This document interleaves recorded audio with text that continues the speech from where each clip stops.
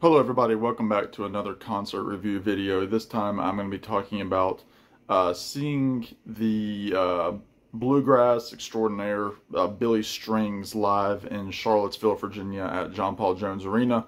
I saw Billy on night one of his two-night stand at the basketball stadium at UVA, University of Virginia. I've seen many shows there. I've seen Stevie Wonder, Paul McCartney, Elton John. The Avett Brothers, I believe, are the four that I've seen there. So I was very familiar with the venue. I've also seen basketball games there as well, as I'm a University of Virginia basketball fan.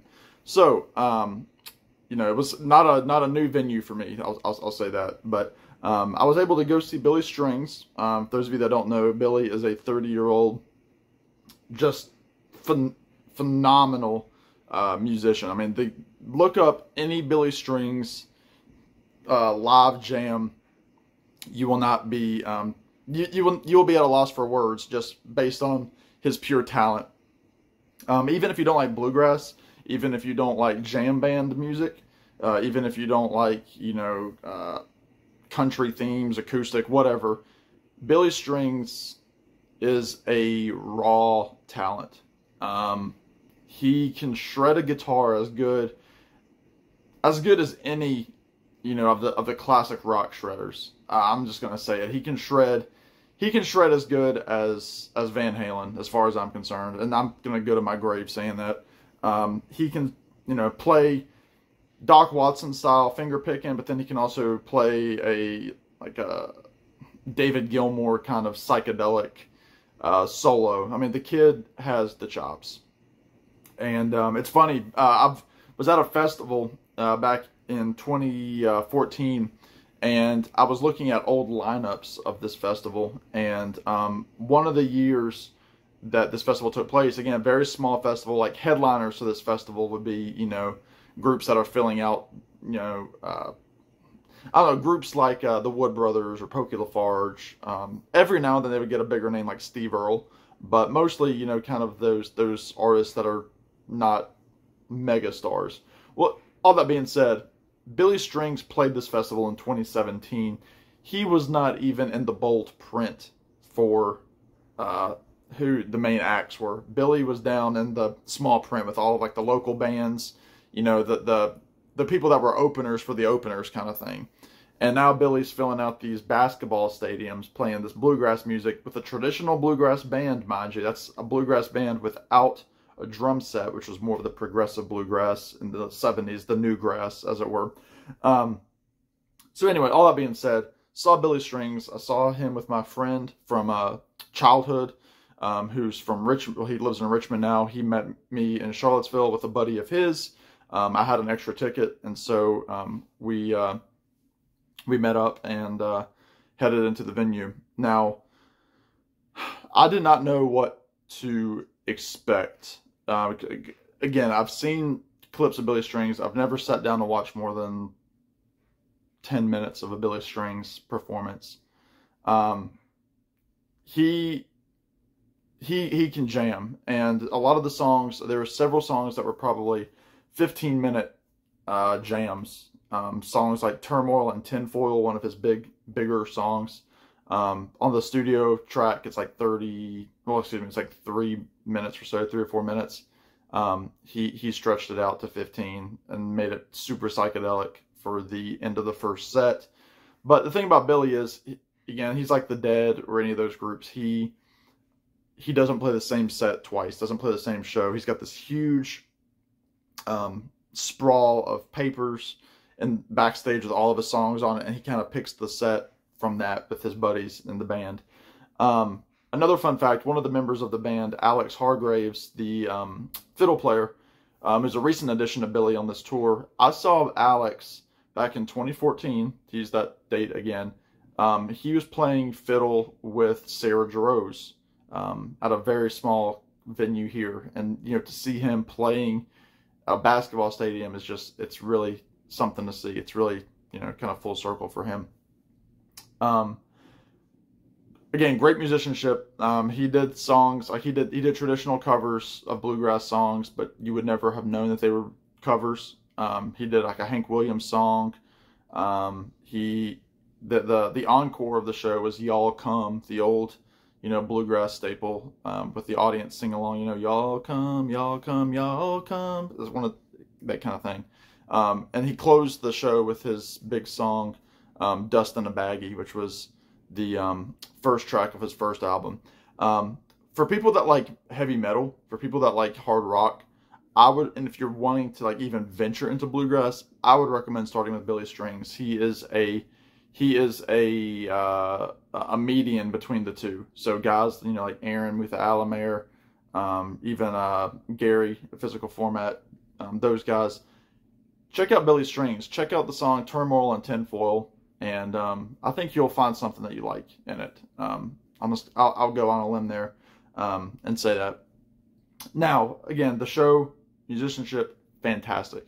Now let me go into a little bit of the local color that was transpiring at the venue. So if anybody knows anything about Billy Strings or the jam band world, you know that it is quite the hippie nomadic kind of lifestyle.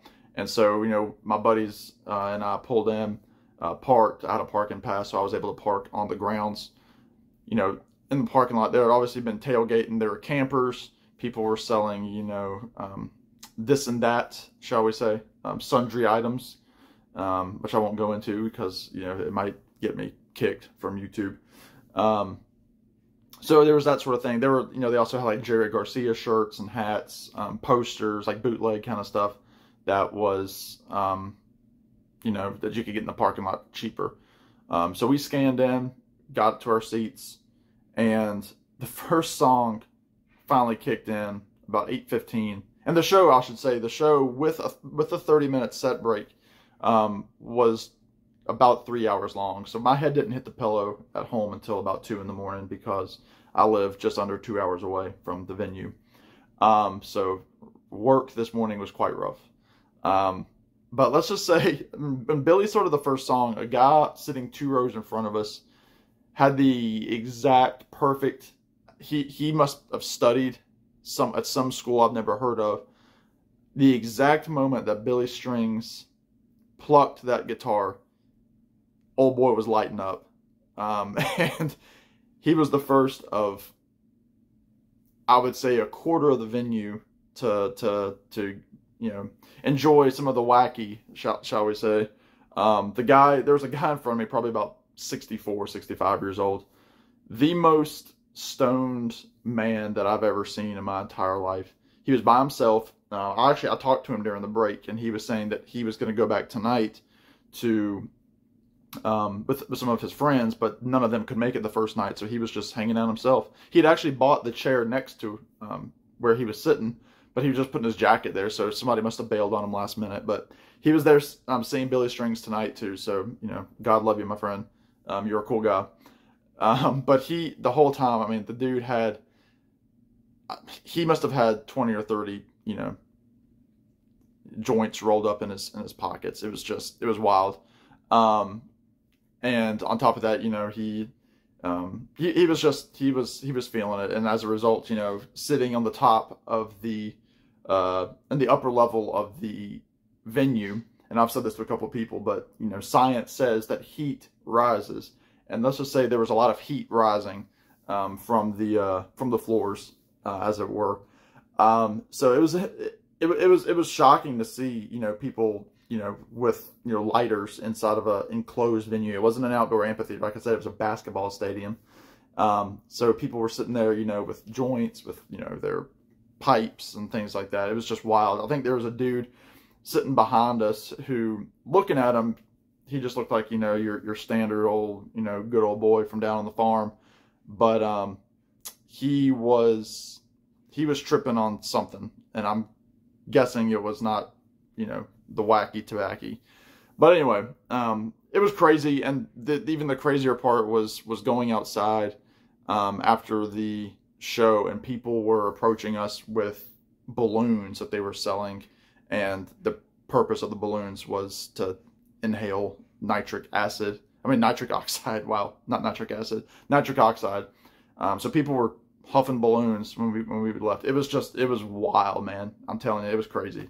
So if you're on the fence about seeing Billy Strings, there's some inside knowledge. I did pick up a couple of pieces of merch. I got this cool sticker, says Billy Strings, for my guitar case.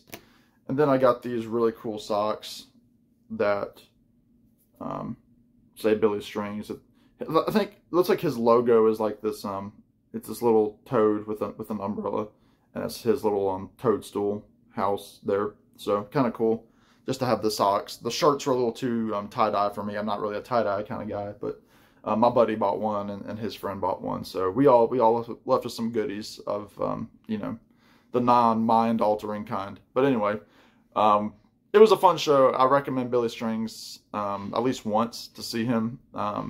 Right now he's playing. I think you can even, you know, you can order his shows online too and watch them live. So anyway, let me know what y'all think. Let me know if you've heard of Billy Strings. Like I said, Turmoil and Tinfoil, check it out. Check out Dust in a Baggie. Check out any of his covers. He does a great cover of Running on Empty, if anybody's interested, by Jackson Browne. So anyway, that's all I'm going to say. It was a fun night. It was an experience. And I'll leave it at that. So in the meantime, y'all be good. Take care. Subscribe, comment, all that good stuff. And I'll talk to y'all real soon. Bye now.